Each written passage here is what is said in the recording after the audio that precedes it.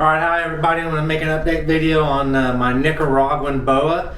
He is 7 months now, and the Boa has grown quite a bit relatively for his size, you know, because he's considered a dwarf Boa, but I would say he's probably close to about 2.5 feet now, and he has packed on a little more girth. I'm feeding him about every 5 to 7 days, and I ordered a package, a large package of frozen mice and rats, because I have to feed both Tegus and the Boa.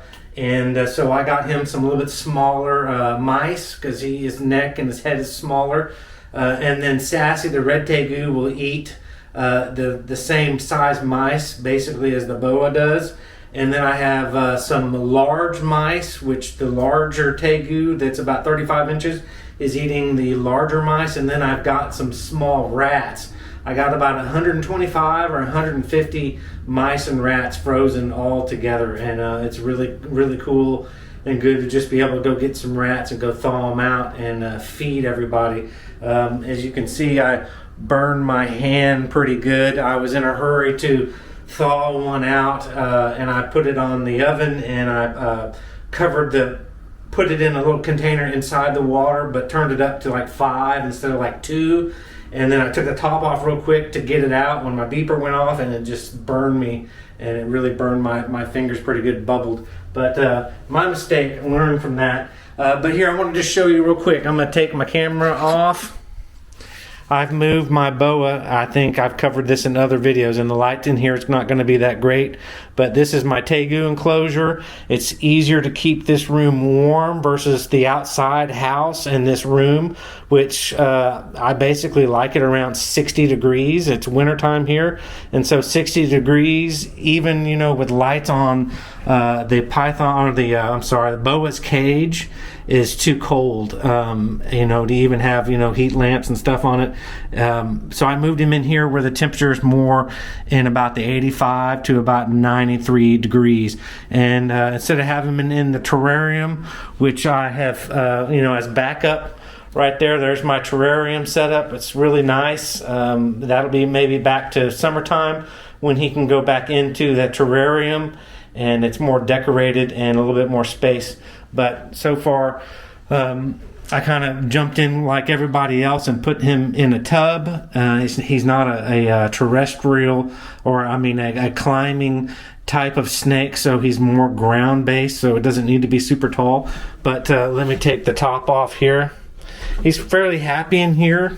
This was probably, you know, $13, $12 or $13, and I drilled holes in it. I got plenty of holes for ventilation, and holes drilled, you know, all the way around, here and all the way around. But here is, I wish I had a little bit more light in here.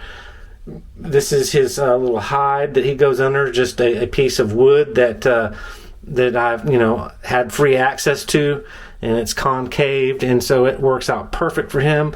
I moisten his cage down. This is coconut husk bark from Zoomed, or one of the popular companies that made that, and it was recommended, so I got that. And I have some dirt on the very, very base, and so if he wants to burrow down into it, but he is out right now, and he's right here, and I haven't seen where his head is, so let me pull him out real quick. His head is over here, so it's good to know where your snake's head is. He's not grumpy, but, you know, instead of going in towards, you know, reaching at his head, it's better just to grab him near the back or the middle, and it's very easy to do if he'll let me pick him up. Like I said, let me see, pull him out now.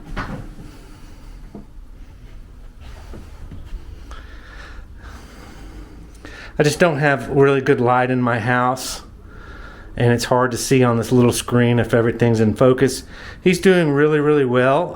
His color is good. I just have him under this, you know, this little camera light.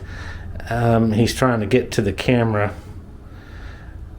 I just wanted to show you, like I said, he's about 2.5 feet, I'm estimating, and he's so friendly. I have very little worries about when picking this Boa up, and I just really enjoy him. He tends to want to get out of his cage, and he likes to, when he gets on me, he makes it such a battle for me to pull him off and to put him back in his cage. He just doesn't want to let go of my hand. I think he enjoys, if a snake enjoys human contact, just enjoys being outside of his enclosure, and kind of likes the time to be out, and really likes to hang around my neck. And as I watch TV at night, to just give him time out of his cage, I'll put him under my shirt and he'll crawl around, because the house is relatively cold here in the winter, at about 60, 61, 62 degrees, too cold for him. So I'll just put him under my shirt and sit in bed and watch TV, and he'll climb around and he'll put his head out my collar, and just kind of like he does in his cage, where he'll just kind of stick his head out from under that log, that piece of bark, and just watch what's going on, and then he just hangs out. And he's a lot more interesting than, say a ball python, because when you get him out, he is more active, but he's not as active as some larger pythons and boas that once you get them out, they're on a mission to get off you or to get, like, they need to go somewhere. He's not as active right now because it is nighttime and it is a little cooler in the room. I had him out earlier and he was a lot more fun to look at, and he was a little bit more moving around. But they'll anchor on pretty good there with the last foot of their tail, and then they'll explore a lot with the rest of their body by moving all around. And he'll climb on my head and climb around my neck and hang on my ears, and I have video of him sitting on my face and climbing up my face and just resting right there by my eye. So very cool boa, and again, I think they're really cool because of, I like their skin. I like their pattern, of course, and then their skin is more smooth and more leather-like versus a more scaly snake. And their eyes are really neat, more cat-like, more poisonous snake eyes with a slit. And just a really cool looking snake, and plus they're the dwarf size. I just don't want to have an 8-foot snake anymore. I did have about a 10-foot snake in college. It was just too much, and then you gotta get rid of them, and that's a sad thing to do, and then you don't ever know what happens to them after you sell them or give them to someone, unless you give them to a zoo. Then they're probably taken care of, but that doesn't happen that often. But I just wanted to update this video. I wish I could, had something more planned and more entertaining. But like I said, he's probably about 2.5 feet long, still relatively, a small snake, and not super girthy.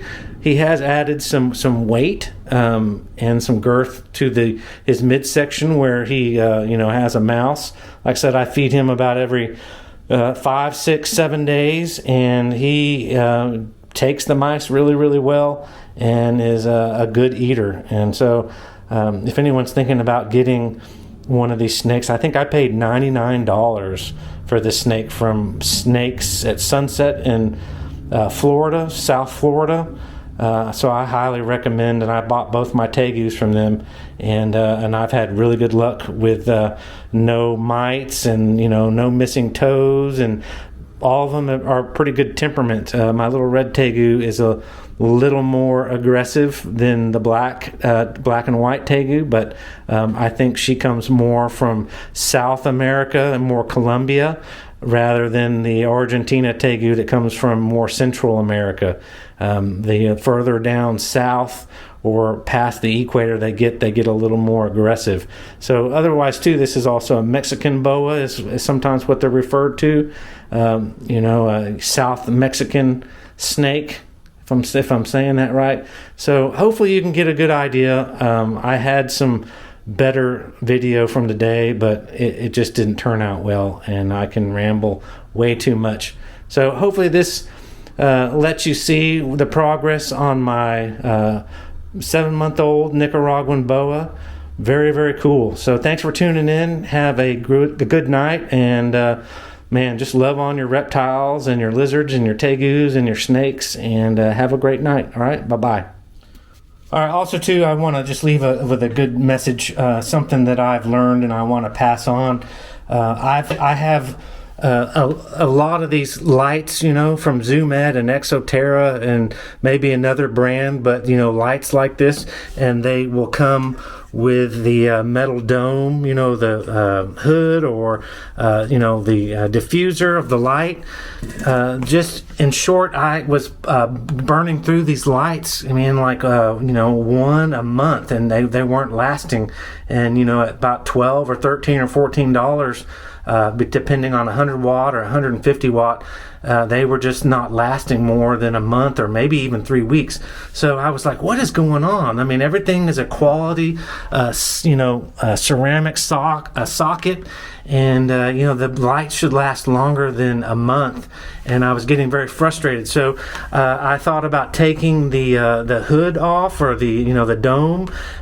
Maybe the lights were getting too hot, and and under this, building up too much heat, and it was just wearing them out. So I took that off, and my lights are lasting now. I think this bulb is now on its third month, and this one is maybe 4 months, and so everything's lasting so much longer. So I want to pass that along. If you are having a problem with your bulbs not lasting, $14, $13 every month adds up. So try removing the dome portion, and just run your lights and hang them from their cords, and hopefully yours will last a lot longer, like mine are doing now. Okay.